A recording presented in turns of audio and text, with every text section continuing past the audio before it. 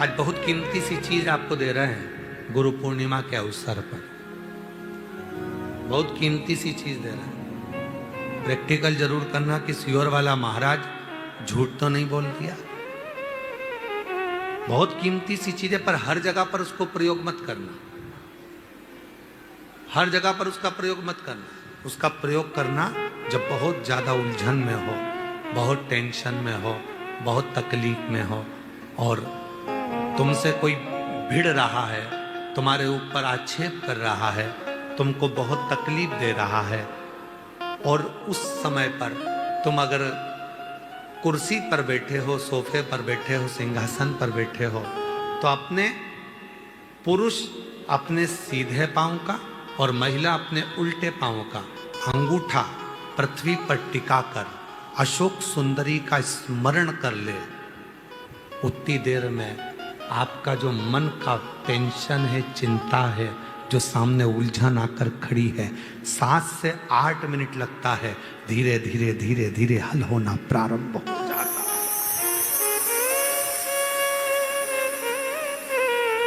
मां त्रिपुरा सुंदरी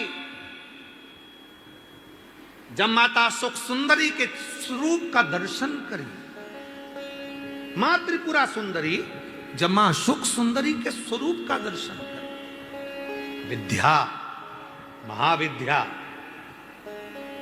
माता त्रिपुरा सुंदरी,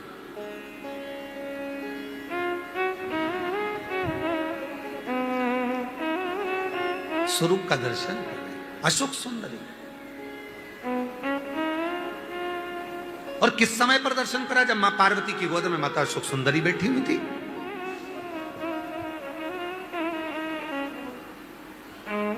और माता पार्वती जी की गोद में जब अशोक सुंदरी बैठी हुई थी और त्रिपुरा सुंदरी को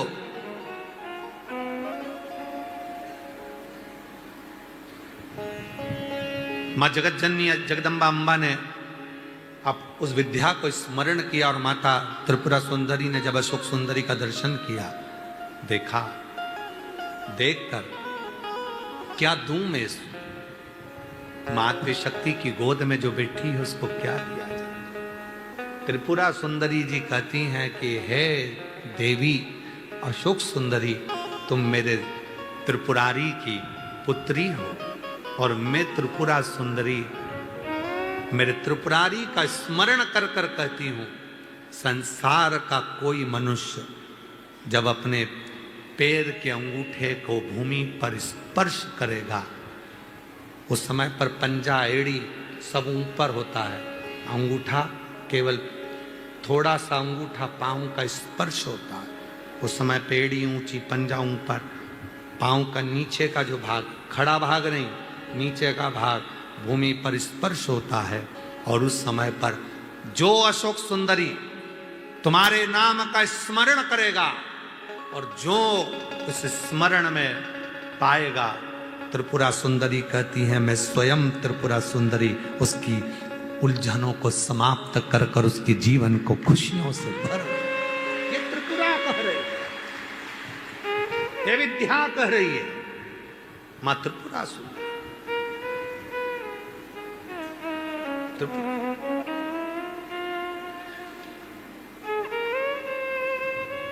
कितना कितना महाराज आप लोगों से निवेदन करें, बहुत विनय। शरीर में रोग आ गए हैं ना, अजान दो, बीमारी, वो बहन से मिलो जिस बहन को सारे डॉक्टरों ने कैंसर कह दिया, शरीर में कैंसर फैल गया, कीमो तक लगवा लिए, डॉक्टर कहा कीमो तक लगवाए, दवाइयां ली, कीमो करवाए, और कितने 7-8 कीमो करवा लिए, तब भी फिर डॉक्टर ने कह दिया 6 महीने की मेहमान। कीमो हो गए, इलाज हो गया, वो अभी आई थी, कीमो हो गए, इलाज हो गया, और फिर डॉक्टर ने कह दिया 6 महीने की मेहमान है, घर ले जाओ। घर ले गए, विचार करा, एक बार सीहोर आए, रुद्राक्ष लिया, कंकर शंकर पूजन कर ली, घर गए, लोटा भर के जल चढ़ाना प्रारंभ करा, जल पीना प्रारंभ करा, रुद्राक्ष का जल लेना प्रारंभ करा, फिर विचार करा अब एक बार दिल्ली जांच करा लेते हैं। फाइल लेकर दिल्ली पहुंच गए, और दिल्ली के कैंसर हॉस्पिटल में जैसे ही फाइल दी और डॉक्टर ने जैसे ही फाइल देखा, जांच करी, और जो जांच करना प्रारंभ करी अंदर से पानी निकालकर, जो जांच करना प्रारंभ करी तो डॉक्टर ने सारी फाइल नील कर दी। शरीर में एक रत्ती का भी कैंसर नहीं है, पूरा कैंसर समाप्त है, कोई कैंसर। विश्वास। अभी हम उनसे पूछ रहे थे कि बाबा पर तुम्हारा इतना भरोसा? हाँ, आपने कहा था सुख सुंदरी वाली जगह पर हाथ लगाना, और हाथ लगाकर अपने शरीर पर लगाकर श्री शिवाय नमस्तुभ्यम कहना। मैं रोज करती हूँ, प्रतिदिन करती हूँ। वो कह रही थी मेरा छोटा सा बच्चा, डॉक्टर ने 6 महीना दे दिया, मेरे बाबू को कौन संभालेगा, मेरे बच्चे को कौन संभालेगा, मेरे बेटे को कौन संभालेगा, जिसको उसका पति गोदी में रखा गया। मैं अपने अशोक सुंदरी की जगह पर हाथ रखकर कहती थी बाबा मेरे बच्चे के लिए मुझे प्राण वापिस दे दे। कौन सा कौन दे?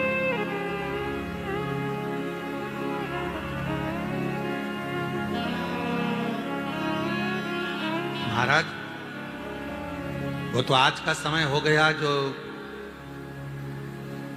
कई मंदिरों में भगवान शंकर के शिवलिंग को स्पर्श नहीं करने देते।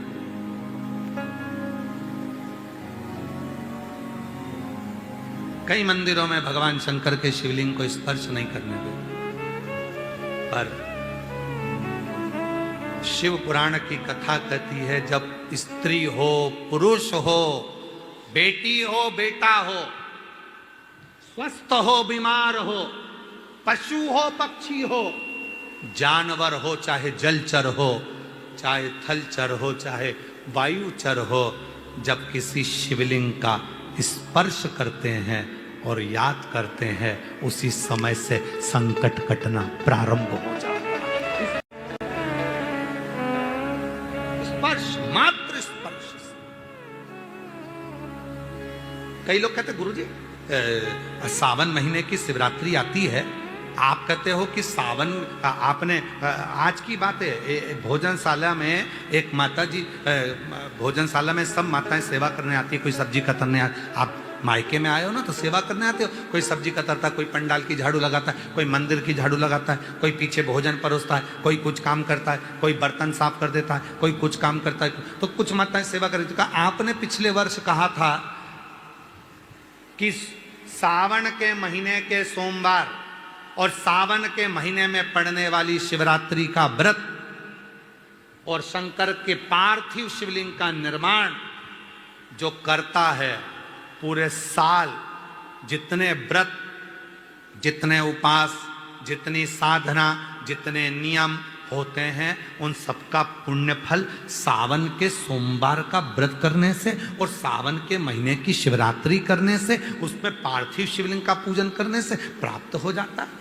तो उनको हम आज फिर कहना चाहते हैं, अगर बन सके स्कंद पुराण पढ़िएगा, शिव पुराण पढ़िएगा, गीता प्रेस गोरखपुर की शिव पुराण लाकर पढ़िए, स्कंद पुराण लाकर पढ़िए, नर्मदा पुराण लाकर पढ़िए, लिंग पुराण लाकर पढ़िए, और बन सके तो ब्रह्म वैवर्त पुराण लाकर पढ़िए। उसमें आपको मिलेगा कि जब सावन के महीने की शिवरात्रि पर कोई पार्थिव शिवलिंग का पूजन कर कर उसका स्पर्श मात्र कर लेता है तो उसको किसी भी नरक के मार्ग पर जाना नहीं पड़ता, उसके लिए सारे मार्ग सुलभ। उसे किसी मार्ग पर, गलत मार्ग पर, नरक के मार्ग पर वो जा ही नहीं सकता, भले जिंदगी में कितना पाप कर दिया उसने, कितना ही पाप।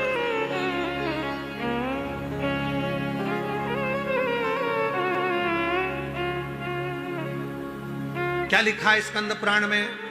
गले में रुद्राक्ष, मुख में शिव का नाम, मस्तक पर भस्म का त्रिपुंड, जिसके लगा दिख जाए समझ लेना चलता फिरता तीर्थराज प्रयाग है। त्रिवेणी का संगम, रुद्राक्ष, मुख में शिव नाम और मस्तक पर त्रिपुंड का तिलक, भस्म का तिलक, तो ये तो त्रिवेणी संगम, गंगा यमुना सरस्वती तीनों का संगम हो गया। तो चलता फिरता प्रयाग, मेरी जीजियां कोई मस्तक पर तिलक लगा लेती है, मुख में श्री शिवाय नमस्ते, गले में रुद्राक्ष पड़ा है, तो लोग कहते हैं हम तीर्थ करने गए थे। हम कई पतियों से कहेंगे, तुम कहते हो कि मैं प्रयाग जा रहा हूं, मत जाओ, अपनी पत्नी का मुख देख लो। अगर गले में रुद्राक्ष पहनी है, मस्तक पर त्रिपुंड लगाई है और मुख में शिव का नाम है, अपनी पत्नी का मुख देखना, प्रयागराज के दर्शन के बराबर पुण्य फल प्राप्त हो जाए।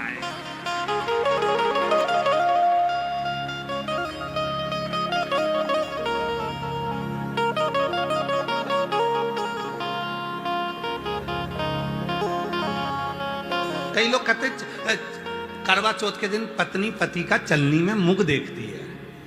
अरे भाई, पत्नी पति का मुख नहीं देखती, चलनी में से पति पत्नी को मुख देखता है। क्यों? जिसने दिन भर का व्रत करा, कुछ नहीं खाया, तेरे लिए भूखी रही है, भजन करा भगवान का, करवा चौथ माता की पूजन करी, साधना करी, दिन भर की भूखी रही, तो उसको चलनी में से मुख देख ले। क्यों? क्योंकि उसके शरीर में इतनी ऊर्जा। एक कथा पहले कही थी, याद स्मरण में हमारे अभी कम आ रही है, हम प्रयास करेंगे कल उसको सुनाने का प्रयास करेंगे। एक राजा की लड़की, वो कथा ऐसी है, एक वो उसका नाम स्मरण नहीं आ रहा। एक राजा की लड़की शिव की साधना करती थी, शंकर की उपासना करती थी, शिव की साधना, और उसका विवाह एक राजकुमार से हो गया। राजकुमार उसको स्पर्श करता तो उसका हाथ जल जाता। राजकुमार उसको अगर सामने से देख लेता तो उसके नेत्र फड़कने लगते। राजकुमार को लगा कि हम उसका पूरा नाम वगैरह कल आपको बताएंगे, आज कथा आ गई तो थोड़ा सा सुना देना। राजकुमार को लगा कि मेरी पत्नी को हुआ क्या है, छूता हूं तो मेरा हाथ जल जाता है। वो राजकुमार गुरुजी के पास गया, गुरुदेव, मेरी पत्नी का स्पर्श करने पर मेरा हाथ जलता है, उसके सामने खड़ा होता हूं तो नेत्र जलते हैं, छू नहीं सकता मैं उसको। क्यों? कहा, तुम्हारी पत्नी शिव की उपासक है, इतनी भक्ति करी उसने, उसके शरीर में शिव का ज्योति का तेज आ गया है। अब जितनी ज्योति का तेज उसमें है, उतनी ज्योति का तेज तुझ में होना चाहिए, तो तू उसको छू सकता है, स्पर्श कर सकता है, और अगर वो तेज नहीं है तो तू तो जल जाएगा। तो मुझे क्या करना पड़ेगा मेरी पत्नी जैसा तेज पाने के लिए? तो कहा, ये तेरी पत्नी ही बता सकती है। पत्नी से पूछा, मुझे तेरे जैसा बनना है तेजवान, क्या करना पड़ेगा?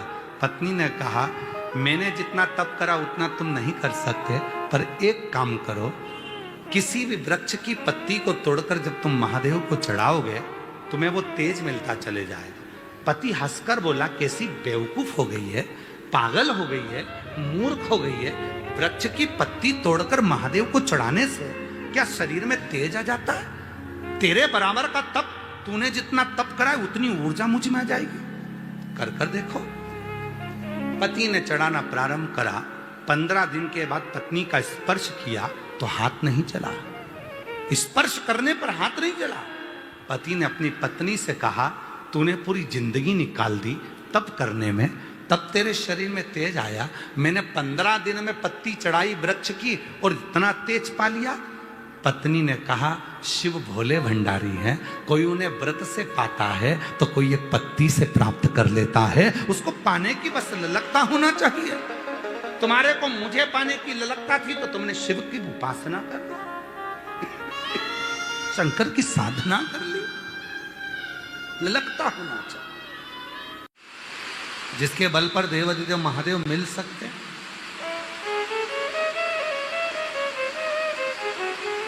कितना सुंदर एक संवाद आता है, भगवान शंकर की बेटी अशोक सुंदरी,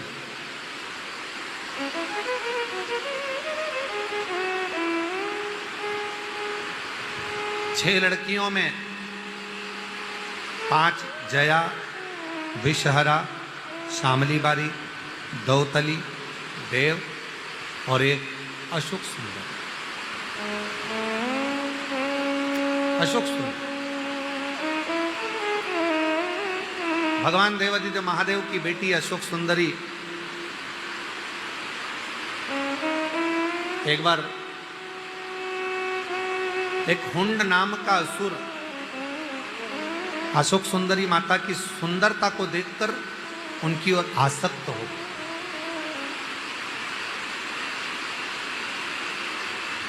क्योंकि अशोक सुंदरी सुंदर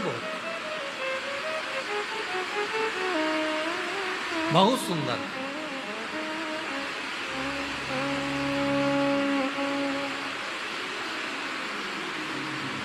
और अशोक सुंदरी इतनी सुंदर थी कि हुंड असुर, एक हुंड नाम का जो असुर था, हुंड नाम का जो राक्षस था, वो अशोक सुंदरी की सुंदरता देखकर उनकी ओर लोभित हो गया, मोहित हो गया। और उसने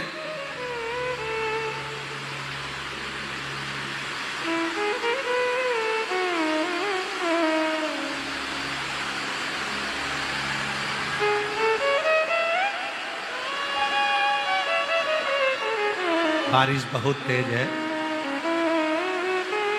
जो लोग बैठे हैं अगर बाजू बाजू में जगह मिले तो अपने अड़ोसी पड़ोसियों को भी बिठा लीजिएगा, थोड़ा थोड़ा जगह से।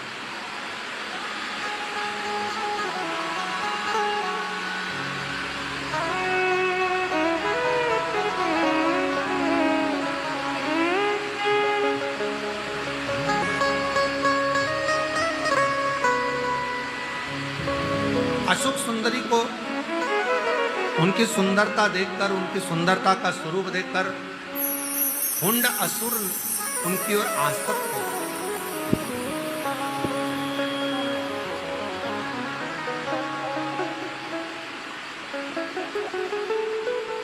और वो हुंड असुर ऐसा आसक्त हुआ कि उसने माता अशोक सुंदरी को ले जाकर एक कक्ष में, एक भवन में कैद कर दिया।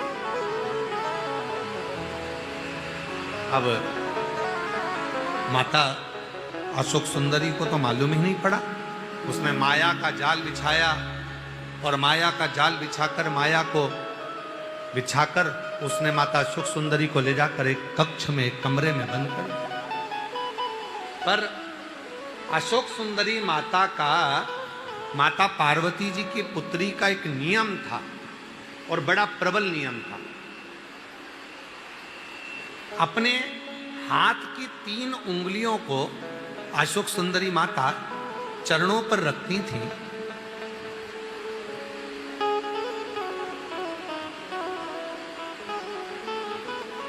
और भगवान शिव का स्मरण करती थी।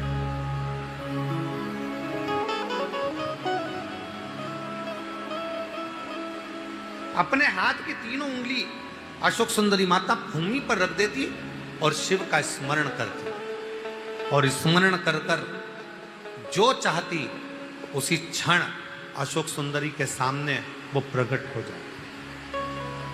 अशोक सुंदरी माता ने विचार करा कि पहली बार मुझे किसी ने बंदी बनाया है और एक कारागार में, एक कैद में, एक कक्ष में मुझे माया के जाल में फंसा कर रख दिया, आखिर वो कौन है? 3 उंगली रखी अशोक सुंदरी ने और 3 उंगली रखकर माता अशोक सुंदरी नेत्र बंद कर ध्यान लगाने लगी। माता अशोक सुंदरी ध्यान लगाने लगी, स्मरण करने लगी और ध्यान लगाकर देखा कि वो तो एक हुंड असुर है, एक हुंड नाम का राक्षस है जिसने मुझे बंदी बनाया और मेरी सुंदरता को देखकर लोभित हुआ। मेरी ओर आसक्ति उसकी मेरी सुंदरता के कारण हुई है। कहते हैं ब्रह्मा, विष्णु और महेश, ये तीनों अगर केवल ये 3 उंगली का स्पर्श भी भूमि पर रखकर हम जब देव अधिदेव महादेव का स्मरण करते हैं तो पृथ्वी देवी भी हमको बल प्रदान करना प्रारंभ कर देती है और ब्रह्मा, विष्णु और महेश तीनों का बल हमारे शरीर में आ जाता है और वो ऊर्जा के कारण हमारा बंधन भी मुक्त होना प्रारंभ होता है।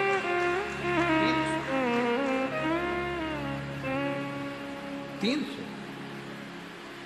अशोक सुंदरी ने तीनों हाथ को नीचे रखा और अशोक सुंदरी ने 3 उंगलियां नीचे रखकर अशोक सुंदरी ने शिव जी का स्मरण किया, भगवान शंकर का स्मरण करा, शिव नाम का स्मरण किया।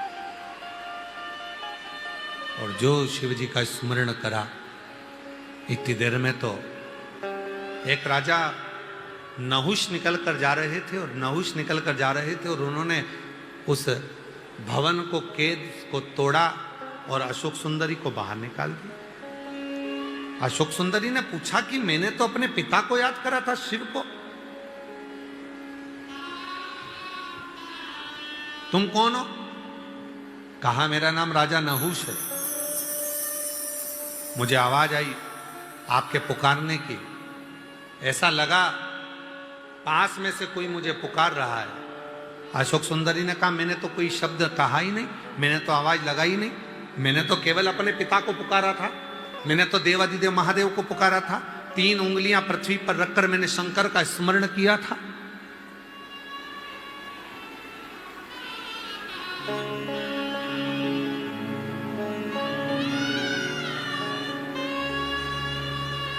मैंने तो केवल शिव को पुकारा। और शंकर भगवान को पुकारने पर राजा नहुष कहते हैं कि मेरे को तो मेरे को बस आपके पुकारने की आवाज आई। अशोक सुंदरी ने कहा मैंने अपनी जिह्वा से, मैंने अपने मुख से एक बार भी कोई शब्द नहीं कहा, एक आवाज मेरे मुख से नहीं निकली, मैंने तो केवल अपने पिता देवादिदेव महादेव को पुकारा था। फिर राजा नहुष कहते हैं कि मुझे ये पता किसने बताया, मुझे यहां तक लेकर कौन आया? अशोक सुंदरी कहती हैं एक बार मेरे पिताजी ने कहा था, एक बार मेरे पिताजी ने कहा था त्रिदेव की आह्वान करने के लिए जब भूमि का स्पर्श भी किया जाए और मुझे पुकारा जाए, हम 3 देवता में से कोई भी देवता उस बल को, उस ऊर्जा को किसी तक भेज देते हैं और वो ऊर्जावान व्यक्ति तुम्हें उस बंधन से मुक्त करना प्रारंभ कर देगा। हम कई बार कहते हैं जी जी हूं आप लोगों से, आप लोगों के स्मरण में है कि नहीं है पता नहीं, पर हमने कई बार आप लोगों से एक बात कही कि कभी भी शंकर जी के मंदिर में जाया करो, शिव जी के मंदिर में जब जल चढ़ाने जाओ तो 3 उंगलियों का स्पर्श कर लिया। हमने एक बार और पहले कहा था, आपके स्मरण में है कि नहीं, अगर चंदन नहीं है, जल नहीं है, बेलपत्र नहीं है, पुष्प नहीं है, चावल का दाना भी नहीं है, अपने हाथ की ये 3 उंगलियां जब आप शिवलिंग का स्पर्श करो तो भगवान शिव को याद कर कर पंचाक्षर मंत्र नमः शिवाय, षडाक्षर मंत्र ओम नमः शिवाय या श्री शिवाय नमस्तुभ्यम बोलकर जब स्पर्श करते हो तो एक ऊर्जा आपके शरीर में आती है और आपको कई बंधनों से वो मुक्त करना प्रारंभ कर दे, कई बंधनों से।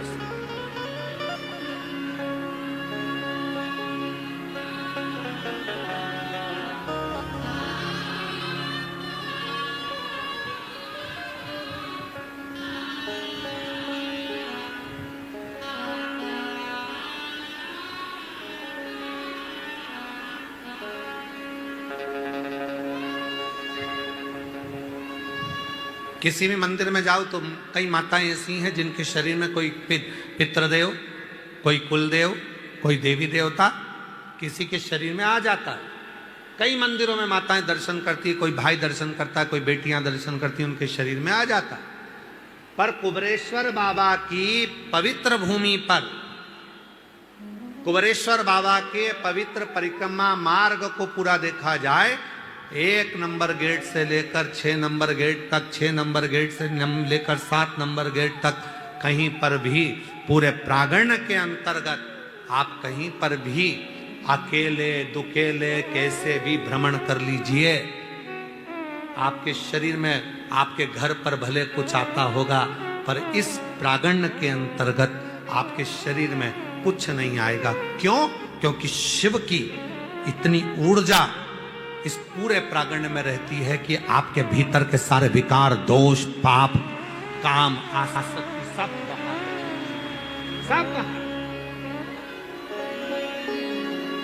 जैसे ही अंदर प्रवेश करोगे, आप खुद आप अनुभव करिएगा, आप रोड पे से आइए और आप गेट से अंदर प्रवेश करोगे, प्रवेश करते से आपको ऐसा लगेगा कि मैं कहां आ गई। आपके अंदर खूब हल्कापन, आपके अंदर का सारा विकार, चाहे कुछ भी चल रहा होगा, कितना भी टेंशन होगा, घर पर कितनी भी परेशानी होगी, कितनी बड़ी भी बीमारी से तुम ग्रसित हो गए, पर गेट के अंदर प्रवेश करते से ही, बाबा के प्रांगण में अंदर आते से ही तुमको एक ऊर्जा अंदर से बोलती है कि अब तू यहां से ठीक होकर जाएगा, झोली भर कर जाएगा, खाली नहीं जाएगा। जब आप बैठकर कंकर शंकर की पूजन करते हो, बैठ जाते हो, एक 5 कंकर तुमने उठाए और 5 कंकर उठाकर जब तुम एक जगह रखकर थोड़ा सा बेलपत्र फूल लेकर बैठ गई, पानी का लोटा लेकर बैठ गई, एक दिया जलाकर बैठ गई और तुमने वो 5 कंकर रखकर जब पूजन करना प्रारंभ करी, सिर पे पल्लू लेकर बड़े भाव से जब आप शंकर की आराधना करते हैं, पुरुष हाथ जोड़कर जब शिव जी को भाव से वो 5 कंकर रखकर पूजन करते हैं और हाथ जोड़कर जब दिल से मांगते हैं, तब एक अलग सी हवा उनके चेहरे को छू कर जाती है। ऐसा लगता है अब तेरी झोली भर आएगी, अब तू खाली नहीं जाएगा, अब तू भरा। भरी गर्मी में, भरी बरसात में, भरी ठंड में आप कंकर शंकर की पूजन करने के लिए पूरे प्रांगण में कहीं पर भी बैठेंगे, आप जैसे ही पूजन कर कर हाथ जोड़ श्री शिवाय नमस्तुभ्यम का जब जप करते हैं, बोलते हैं, बाबा को अपने मन का भाव कहते हैं, आपको ऐसा महसूस होगा जैसे कोई मेरे आगे पीछे से निकल कर जा रहा है, कोई हवा सी मेरे तरंग सी मेरे बाजू से निकल कर गई है, मेरा शिव मेरे करीब में आकर गया है और वो मुझे जरूर कुछ देकर गया है, मेरी खाली झोली भर कर गया है। वो महसूस करा।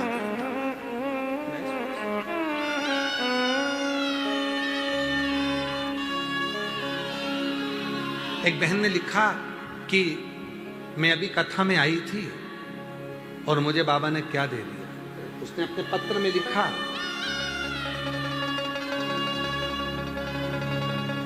प्रेमलता, रायबरेली, जिला सतोहे बिलाप की रहने वाली हूं। मेरा नाम प्रेमलता, रायबरेली से आई हूं, रायबरेली के जिला रायबरेली के सतोहे ब्लॉक से आई। भोले बाबा की कथा सुन के 3 महीने में मेरे सारे कार्य पूर्ण हो गए। बहुत दिन से खेत का मुकदमा चल रहा था जो खारिज दाखिल हो गया। मेरी तबीयत बहुत खराब थी, 200 से बीपी नीचे नहीं उतरता था, हार्ट की बीमारी हो गई थी। बाबा ने सब कुछ ठीक कर दिया, अब एक गोली भी नहीं खाना पड़ती। मेरी बेटी के कोई बच्चा नहीं था, कई साल हो गए थे और बाबा ने 3 महीने के अंदर उसकी भी गोद भर दी। आज मैं बाबा को नमन करने के लिए आई हूँ। मेरा नाम प्रेमलता, मैं रायबरेली जिला सतोहे के ब्लॉक से आई हूँ। शिव किसको कहते हैं?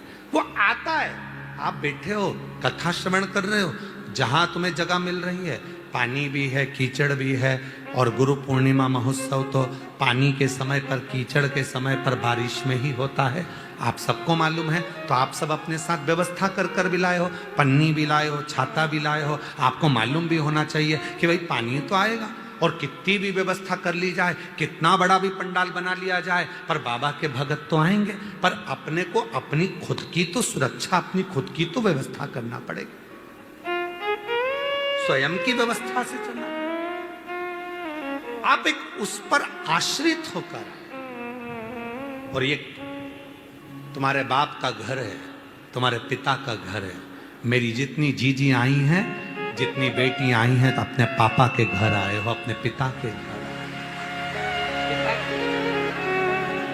जितने मेरे बेटे आए हैं, जितने मेरे बुजुर्ग माता पिता आए हैं, आप अपने बाबुल के घर आए हो। और पिता के घर में आकर आप क्या प्राप्त करोगे, ये वही जान सकता है। वो वही जान, वो महसूस करा है, वो वही जान, वो महसूस करा है। पर गुरु के शब्द तुम्हारे जैसे नहीं हो सकते। आपके शब्द संसार के शब्द होंगे, और गुरु अपनी पीठ पर बैठकर, व्यास पीठ पर बैठकर या अपनी गादी पर बैठकर भगवान को अपने हृदय में बिठाकर जो शब्द बोलेगा, वो गुरु के शब्द नहीं होंगे, स्वयं जनार्दन के, स्वयं उस ईश्वर के, जगत पिता के, विश्वनाथ के।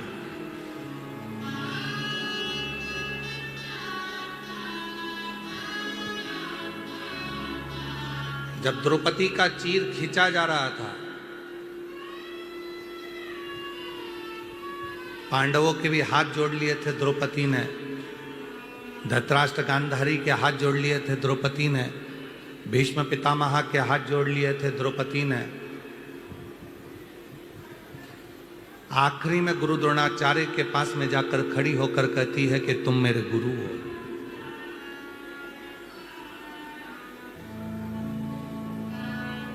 अब आप मेरा साथ दे दो। गुरु द्रोणाचार्य कहते हैं मैं भले तेरा गुरु हूं, पर मैं तेरा साथ नहीं दे सकता। हां, तूने मेरे मुख से जो शब्द लिया है, तूने मेरे मुख से जो मंत्र लिया है, वो तेरा साथ देगा।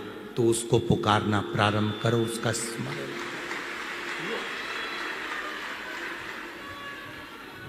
और अंत समय प्रभु आना पड़ेगा, वचन दिया तो निभाना पड़ेगा।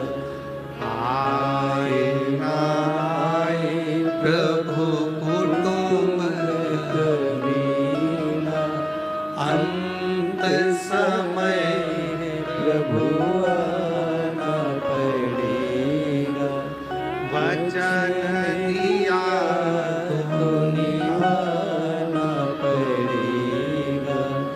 अंत समय प्रभु आना पड़ेगा।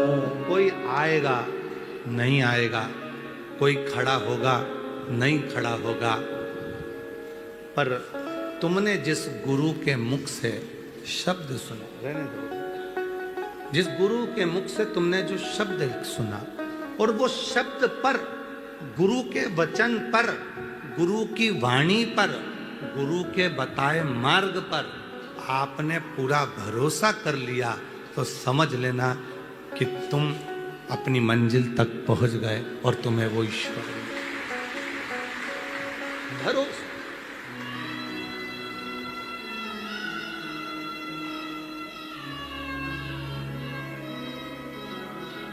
चलो एक बात और कहते हैं। तुम यहां से जा रहे थे, पानी पड़ा था, पानी पड़ा था, फिसल गए, फिसल गए, और जो फिसले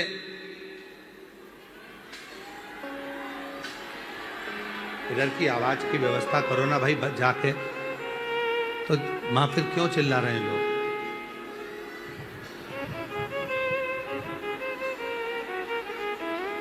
और बक्से वाले से पूछो, बक्से चल रहे हैं क्या? बाजू वाले ये बक्से नहीं चल रहे।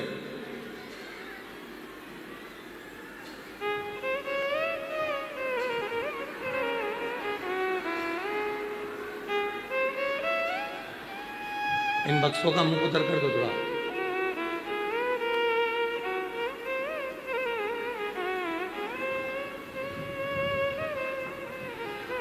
उस पंडाल में भी तो नहीं आ रही, और पूरा पंडाल की आवाज नहीं आ रही वहां पे।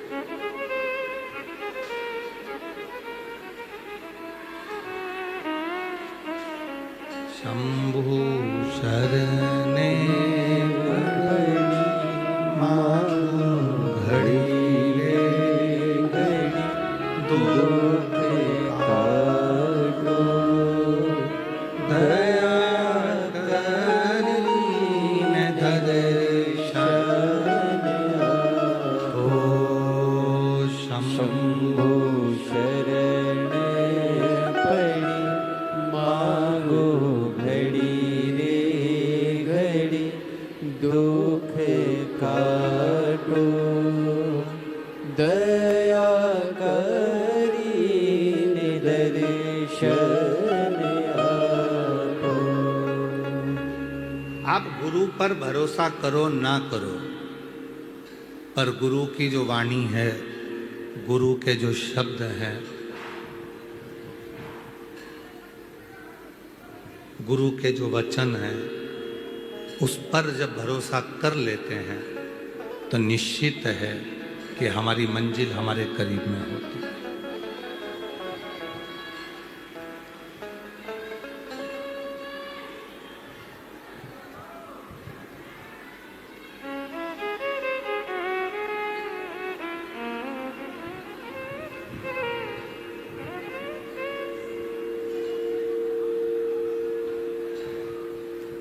भरोसा। बस उसी तरह जब भगवान शंकर को एक लोटा जल चढ़ाने के लिए जाते हो,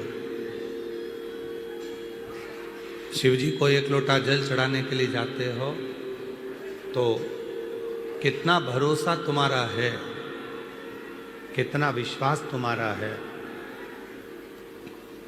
ये तुम पर निर्भर करता है।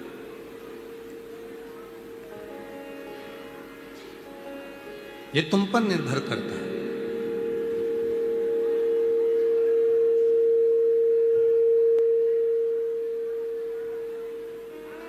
किस भरोसे के साथ जा रहे हो, कितने विश्वास के साथ जा रहे हो, कितने